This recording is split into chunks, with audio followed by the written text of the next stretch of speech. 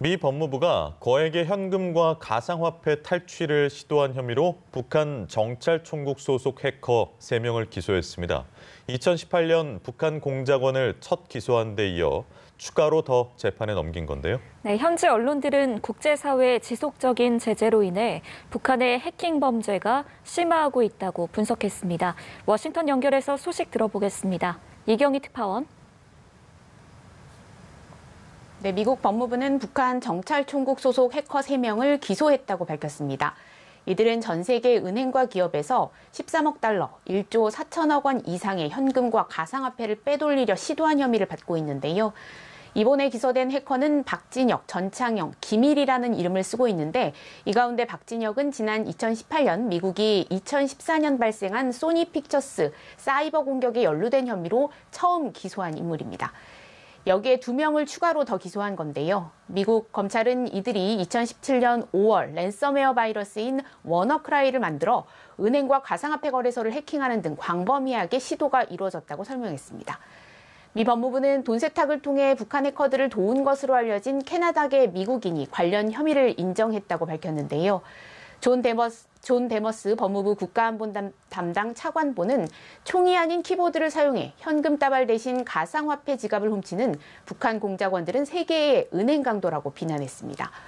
워싱턴 포스트는 이번 사례가 북한이 유엔과 미국의 제재를 받고 있는 그들의 주요 수출국에서의 금융 사이버 절도에 의존하는 정도가 심화하고 있음을 보여준다고 평가했습니다. 네, 이번에는 코로나19 백신 관련 소식도 짚어보겠습니다. 미국은 이달 중에 3번째 백신의 사용이 승인되면 백신 접종 속도가 한층 빨라져서 여름까지 미국인 대다수가 백신을 맞을 수 있을 걸로 예상을 해왔는데요. 이 계획에 차질이 예상된다고요. 네, 미국 내 승인을 앞둔 3번째 백신은 존슨앤드존슨의 백신인데요. 현재 미 식품의약국에 긴급 사용 승인을 신청해둔 상태로 오는 26일 회의를 열고 사용 승인 여부를 결정할 예정입니다. 이 백신은 화이자 모더나 백신과 달리 1회만 접종하면 되고 실온 보관이 가능해서 접종 속도가 크게 높아질 것이라고 미국 정부는 기대를 걸고 있는데요. 백악관은 초기 공급 물량이 매우 적어서 계획에 차질이 예상된다고 밝혔습니다. The deal was done with Johnson & Johnson under the prior administration. And as across the last few weeks, we've learned that there is not a big inventory of Johnson & Johnson. There's a few million doses that we'll start with.